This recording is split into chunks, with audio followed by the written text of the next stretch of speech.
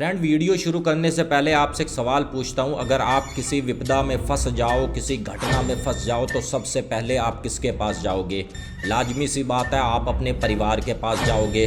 और उसके बाद परिवार आपको लेकर पुलिस के पास जाए और पुलिस ये कह दे कि भाई ये सब बेकार की बात होती हैं और इस टाइप का कुछ नहीं होता, ये सब ढकोसले हैं। और पुलिस वाले चाह कर भी आपकी मदद कैसे करेंगे, क्योंकि अगर उन्होंने यूनिफॉर्म पहनी है तो उनको ये सब सिखाया ही नहीं जाता कि भूत प्रेत भी होते हैं। एक ऐसे ही पूरा का पूरा गांव फंसा भूत प्रेतों के जाल में। पूरा इंसिडेंट सुनाऊंगा फ्रेंड्स, लेकिन पहले चैनल का इंट्रो।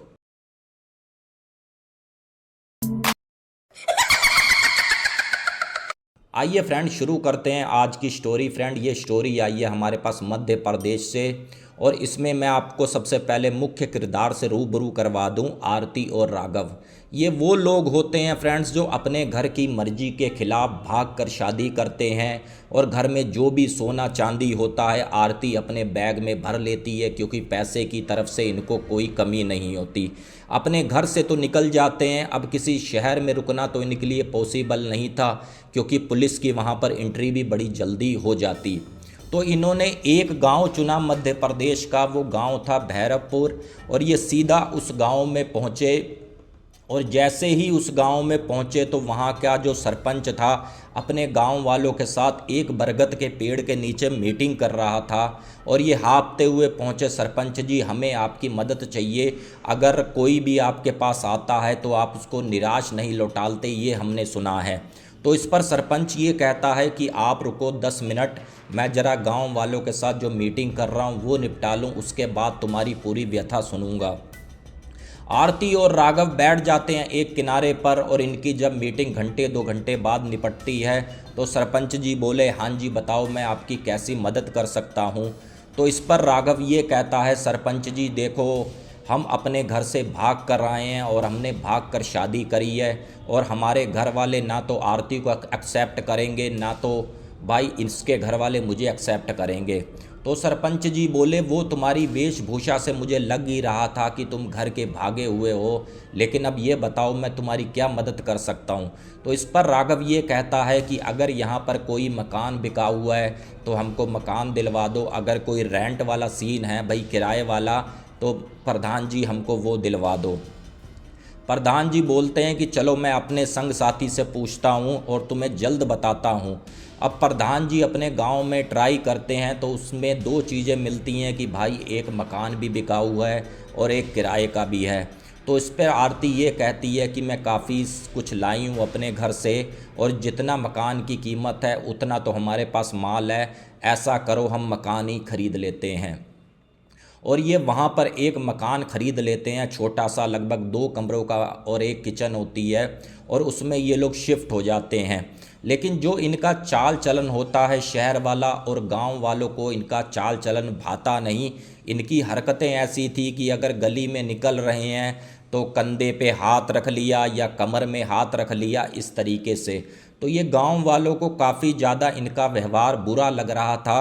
तो इस पर प्रधान जी के पास 2-1 बार कंप्लेनें भी पहुंची कि प्रधान जी ऐसे ऐसे सीन हो रहा है।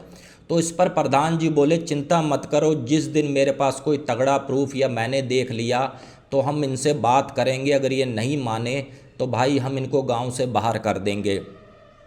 होता क्या है, कुछ दिन बीतते हैं। जो सरपंच जी का जो खास होता है वो अपने लड़के के साथ निकल रहा होता है, तो आरती और राघव ये समझ लो एक पेड़ के नीचे ऐसे बैठे हुए होते हैं कि राघव की गोद में सिर रखकर आरती लेटी हुई होती है। तो उसका लड़का उसी को ही देखता है और अपने पिताजी से उल्टे सीधे सवाल करता है। तो इस पर वो सीधा प्रधान जी के पास जाता है और ये कहता है, प्रधान जी मैंने आपसे कहा था ना कि वो लोग सही नहीं हैं, वो शहर के रहने वाले हैं, गांव में गंदगी फैला रहे हैं, हमारे बच्चे क्या सीखेंगे। मेरा लड़का उनको देखकर ऐसे उल्टे सीधे सवाल पूछ रहा है। तो प्रधान जी सीधा जाते हैं आरती और राघव के पास और उनसे ये कहते हैं कि भाई गांव में रहना है, तमीज़ के दायरे में रहो, नहीं रहना तो यहाँ से निकलो। अब जो राघव था और आरती थे प्रधान जी से भी बदतमीजी करने लगे। बोले, प्रधान जी हमारी नई नई शादी हुई है, हम किसी को कुछ बोल नहीं रहे, किसी से कुछ कर नहीं रहे, हमारा मन है हम जैसे मर्जी रहें। तो इस पर प्रधान जी ये कहते हैं कि भाई ये गांव है, ये कोई शहर नहीं है कि अपने मन से चलोगे, यहाँ के बच्चों पे असर गलत पड़ रहा है। तो इस पर आरती भी काफ़ी ज़्यादा गुस्सा होती है, बोली अगर गलत पड़ रहा है तो इसमें प्रधान जी हम क्या कर सकते हैं। तो प्रधान जी ये बात सुनते हैं गांव की, फिर एक मीटिंग बैठती है और प्रधान जी का ये कहना होता है कि इनका हुक्का पानी बंद करो, इनको कोई भी राशन नहीं देगा और कोई भी इनकी मदद नहीं करेगा। अगर किसी ने मैंने इनकी मदद करते हुए देख लिया तो इनको गांव से मैं सीधा सीधा बाहर निकाल दूंगा। ठीक वैसा ही होता है, थोड़ा समय बीतता है, राशन जो भी रखा हुआ था ख़त्म हो गया। इस पर आरती राघव से कहती है कि भाई अब कुछ ऐसा करो, क्योंकि गांव वाले हमको राशन नहीं दे रहे, पूरा बाइकआउट चल रहा है हमारा, हम भाई खाएं पिएंगे क्या। तो इस पर राघव सीधा प्रधान से जाता है और बदतमीजी करने लग जाता है। बोला प्रधान जी आपको हमसे जलन हो रही है, इस टाइप का काफ़ी कुछ सुनाता है। और प्रधान जी को एक बात ये बोल कर आता है, प्रधान जी मैं अपनी बीवी के गले में हाथ डालकर घूम रहा था, ना कि तुम्हारी लड़की के, जो तुम इस टाइप का तुमने हमारे साथ बदला लिया, हमारा हुक्का पानी बंद किया। तो यहाँ पर प्रधान जी को काफ़ी ज़्यादा गुस्सा आता है और प्रधान जी लगभग 7-8 लोग लेकर जाते हैं। और जैसे ही उनके घर पहुँचते हैं तो इस पर आरती और राघव फिर उसी हरकतबाजी में अपना कर रहे थे उल्टा सीधा। तो प्रधान जी को देखकर काफ़ी ज़्यादा गुस्सा आता है और जो प्रधान जी की टीम होती है आरती और राघव की यहाँ पर पिटाई कर देते हैं। और इतनी पिटाई करते हैं फ्रेंड्स कि राघव की हैंड टू हैंड वहीं पर ही ये दुनिया छोड़कर चला जाता है। अब इस सदमे को बर्दाश्त आरती भी नहीं कर पाती और कहीं ना कहीं आरती भी ये दुनिया छोड़कर चली जाती है। जैसे ही उनके घर वालों को पता चलता है कि आरती और राघव की ऐसे ऐसे मृत्यु हो गई, तो भाई उनका परिवार वाले आते हैं शहर से और उनकी बॉडी लेकर जाते हैं और अंतिम संस्कार करते हैं। और यहाँ पर ये कहते हैं कि प्रधान जी चलो जो होना था हो गया और ये घर हमने बेचना है, अगर कोई ग्राहक हो तो बताना। अब यहाँ पर प्रधान जी ये बोले चिंता मत करो, तुम्हारा मकान मैं बिकवाऊंगा, अगर कोई भी ग्राहक होगा तो मैं बिकवाऊंगा। जैसे ही एक ग्राहक प्रधान जी लेकर आए और घर दिखाने लगे कि भाई ये कुंडी खोल दी है, सीधा जाकर तुम घर देख लो, तो होता क्या है उस ग्राहक को आरती और राघव सीधे सीधे घर के अंदर नजर आए और वो तुरंत बाहर निकला और बोला प्रधान जी ये क्या सीन है, मुझे इसके अंदर एक औरत और एक आदमी दिखा है। तो प्रधान जी बोले ऐसा कुछ नहीं है भाई, यहाँ पर कुछ नहीं है। और वो जो आदमी था थोड़ा बहुत बिलीव करता था कि भाई भूत प्रेत भी होते हैं। तो यहाँ पर प्रधान जी से ये कहता है कि भाई इनकी कोई फ़ोटो हो, कोई कुछ हो, तो भाई मुझे प्रूफ के तौर पर दिखाओ, तो मैं तब मकान ख़रीदूँगा। तो प्रधान जी बोले भाई ऐसी क्या बात होगी, तूने मकान लेना है नहीं लेना। बोले मैं मकान ले लूँगा लेकिन मुझे पहले फ़ोटो दिखाओ। जब प्रधान जी फ़ोटो अरेंज करते हैं, दिखाते हैं, तो वो जो ग्राहक होता है वो देखकर डर जाता है कि भाई ये वही लोग हैं प्रधान जी जिनकी यहाँ पर मृत्यु हुई थी, मैंने भी सुना था, गांव वालों ने मिलकर मारा था। अब यहाँ पर वो ग्राहक चला जाता है, वो कहता है भाई मुझे भूत प्रेतों के चक्कर में नहीं पड़ना, 2 रुपये मुझे चीज़ महंगी मिल जाएगी, मैं अपने परिवार को किसी चीज़ में फंसाऊंगा नहीं। और काफ़ी ज़्यादा अच्छा घर भी था वो जो बना हुआ था आरती और राघव का। यहाँ पर प्रधान जी ने सरेंडर कर दिया, बोले भाई यहाँ पर कोई भी जगह लेने को तैयार नहीं है। और इसी के साथ साथ जैसे जैसे समय बीत रहा था घटनाएं बढ़ती जा रही थी। जो अड़ोस पड़ोस के थे उनके घर अगर मिठाई आ रही है तो ये समझ लो आज मिठाई आई और कल सुबह तक वो मिठाई ख़राब हो जाती थी। इसीलिए कुछ भी अड़ोसी पड़ोसी अपना मीठा ज़्यादा रखते नहीं थे। और मैं भी आपको बता दूं फ्रेंड्स, अगर आपके घर कोई प्रेत एंटिटी है या कोई भूतिया असर है तो सबसे पहले अगर आपके घर कोई मिठाई आएगी या कोई सब्जी बनाकर आप भले फ्रिज में क्यों ना रख दो, सबसे पहले वो ख़राब हो जाएगी। तो यहाँ पर जब प्रधान जी ने उनके रिश्तेदार से कहा, बोले भाई साहब ये रहे मेरे हाथ, मैं यहाँ पर नहीं बेच सकता और ये मकान बिकने से रहा।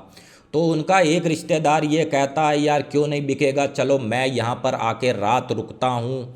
और जैसे ही वो रिश्तेदार अपना आया, दरवाज़ा खोला, थोड़ा झाड़ू झाड़ू लगाया और वहाँ पर बिस्तर बिछाकर लेटा ही था, तो जैसे ही रात के 12-1 बजते हैं तो क्या देखता है कि भाई जो लंटर है, लंटर पर उसको आरती और राघव ऐसे लंबे लंबे, जैसे बेड पे बंदा लेटता है ना, उस तरीके से लेटे हुए दिखे। अब यहाँ पर उसकी हिम्मत ना पड़े कि मैं कमरे से बाहर निकल जाऊँ, और उठने की कोशिश कर रहा है लेकिन उठ नहीं पा रहा। और जब जैसे ही सुबह हुई और पड़ोसी आए और ये बोले बोले भाई तुम्हारे कमरे से, तुम्हारे घर से काफ़ी ज़्यादा चीखने चिल्लाने की आवाज़ आ रही थी, और हमने भी कोशिश करी कि दरवाज़ा चलो बजाएं, लेकिन तुमने दरवाज़ा नहीं खोला। तो इस पर वो बंदा कहता है कि भाई तुमने तो कोई दरवाज़ा नहीं बजाया, मुझे तो कोई आवाज़ नहीं आई। जैसे ही थोड़ा सा और समय बीतता था तो एक उनका पड़ोसी था, उसका ये कहना था यार शायद क्या पता इस जगह के रेट गिराने हों और हमारे साथ का लगता मकान है, क्यों ना एक बार मैं रात को उठकर देखूंगा, क्योंकि मैंने सुना है काफ़ी लोगों से कि रात का 2 से 3 बजे का समय इनका होता है। और जैसे ही वो आदमी 2 से 3 बजे रात को अपनी छत पर आया तो उसने ठीक वही लाल जोड़े में आरती को देखा और राघव को देखा। यहाँ पर वो देखकर घबरा गया और सीधा अपने घर में आ गया। उसने ये कहा कि भाई साहब मुझे एक्सपीरियंस हो गया, मैं नहीं मानता था। अब यहाँ पर जो भी एक्टिविटी थी बहुत ज़्यादा होने लग गई। अब यहाँ के गांव के लोगों ने ये तय किया कि भाई हम पुलिस के पास जाते हैं, पुलिस से मदद लेते हैं। ये लोग पहुँचे पुलिस के पास और पुलिस से कहा कि भाई साहब ऐसी ऐसी घटना हो रही है हमारे पड़ोस में और हमारे गांव में, भाई साहब कुछ करो। तो पुलिस वालों ने पूछा कि भाई और इसके अलावा कोई घटना। तो इस पर वहाँ के जो सरपंच थे वो बोले कि भाई चीखने की भी आवाज़ें काफ़ी ज़्यादा आती हैं, कभी कभी चिल्लाने की भी आवाज़ें काफ़ी ज़्यादा आती हैं। तो पुलिस वाला ये बोला देखो इसमें हम तो विश्वास मानते नहीं, चलो तुम आए हो तो एक बार तहकीकात कर लेते हैं। पुलिस वाले आते हैं और पूरे मकान में को देखते हैं और पुलिस वाले बोले ऐसा कुछ भी नहीं है, तुम लोग बेकार की बात कर रहे हो, बताओ कहाँ है भूत, कहाँ है प्रेत। अब पुलिस वाले चले जाते हैं और 2-4 दिन, हफ्ता भर बीतता है और जो मकान था वो तो जी का जंजाल बनता जा रहा था, क्योंकि उसको ना तो कोई ख़रीदने वाला ना तो कोई वहाँ पर बसावट हो रही थी। और फिर ये लोग इकट्ठे होते हैं, फिर से जाते हैं पुलिस के पास और पुलिस से ये कहते हैं कि हम धरने पर बैठ जाएंगे, हम सड़कें जाम कर देंगे अगर तुमने हमारी मदद नहीं करी और तुम हमारे सपोर्ट में नहीं आए और उस घर का कोई सल्यूशन नहीं किया। तो इस पर जो बड़े अफसर होते हैं, जो पुलिस के कांस्टेबल कह लो, एसएचओ कह लो, वो ये कहते हैं कि चलो हम पार्ट टाइम वहाँ पर ऑफिस बना लेते हैं, हम वहाँ पर अपना ऑफिस रखेंगे, हम देखेंगे वहाँ पर होता क्या है। और मैं आपको बताऊं फ्रेंड्स, जैसे ही पुलिस ने वहाँ पर अपना ऑफिस बनाया, मुश्किल से 24 घंटे रहे होंगे और 24 घंटे में ही उनको वहाँ से भागना पड़ा।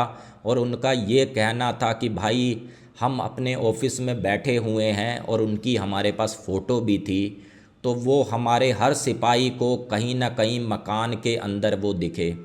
तो यहाँ पर कोई ड्यूटी भी नहीं करना चाहता, लेकिन अब भाई हम ड्यूटी कर रहे हैं तो हम ये बात अफवाहों पर ज़्यादा विश्वास भी नहीं बनाएंगे। तो वहाँ से पुलिस को भी अपना ऑफिस 24 घंटे के अंदर अंदर हटाना पड़ा। अब होता क्या है, सरपंच जी यहाँ पर गणित लगाते हैं, बोले भाई इनको तो लगता है भाई ऐसे ही झेलना पड़ेगा, क्योंकि ये जो असर है अब कहीं ना कहीं गांव के दूसरे घरों में भी पड़ रहा है, करें तो करें क्या। ये सीधा जाते हैं शहर और वहाँ पर अपना किसी को बताते हैं कि भाई ऐसे ऐसे हमारे गांव में हो रहा है यार, कोई इसका कोई उपाय हो तो वो आदमी एक तांत्रिक का पता देता है और ये कहता है कि भाई इससे संपर्क करो, क्या पता तुम्हारा काम हो जाए। तो प्रधान जी उस तांत्रिक के पास जाते हैं और सारी बात बताते हैं कि भाई ऐसे ऐसे हुआ था, अब उन्होंने अपना उसी जगह पे वास बना लिया है और वो उस जगह को खाली नहीं कर रहे। तो वो तांत्रिक आता है और ये कहता है कि भाई इनको तुमने मारा है, अब इनकी मुक्ति भी नहीं हो रही, चलो मैं ऐसे ऐसे अनुष्ठान करूँगा, इनका परिवार जो भी है उसको गया जी जाना पड़ेगा और उसके बाद इनको मुक्ति मिलेगी। ठीक उनके परिवार को फ्रेंड्स बुलाया जाता है और उनके परिवार के कुछ लोग गया जी जाते हैं, यहाँ से तांत्रिक अपना कुछ विधान करता है और उसके बाद वहाँ से वो शक्ति जाती है। और जिन्होंने कहानी भेजी है उनका नाम है मुकेश, और मुकेश ने ये कहा है कि अजय भैया काफ़ी समय तक वो मकान ऐसे पड़ा रहा और जिसको विश्वास नहीं था कि ऐसी शक्तियाँ होती हैं, ये समझ लो उसने भी उन शक्तियों का विश्वास किया। लेकिन जो भी वो एंटिटी थी, जो भी आरती या राघव की आत्मा वहाँ भटकती थी, उन्होंने किसी का कोई ऐसा नुकसान नहीं किया। बस उनका ये कहना था कि ये मकान हमारा है और ये जगह हमारी ही रहेगी। जब उनको मुक्ति मिल गई उनके परिवार वालों की मदद से, फिर वहाँ पर कोई भी ऐसी एक्टिविटी नहीं हुई। अब तो वो जगह तोड़कर फ्रेंड्स, उनका ये कहना है कि आधी जगह वो दूसरे पड़ोसी ने ख़रीद ली, आधी जगह दूसरे पड़ोसी ने ख़रीद ली। अब ऐसी भी कोई एक्टिविटी नहीं है। बाकी फ्रेंड्स, अगर आपको स्टोरी पसंद आई हो तो प्लीज़ चैनल को सब्सक्राइब करें, प्यारा सा कमेंट करें ये वीडियो आप कहाँ से देख रहे हैं। मिलते हैं एक बार फिर से किसी और नई हॉरर स्टोरी में।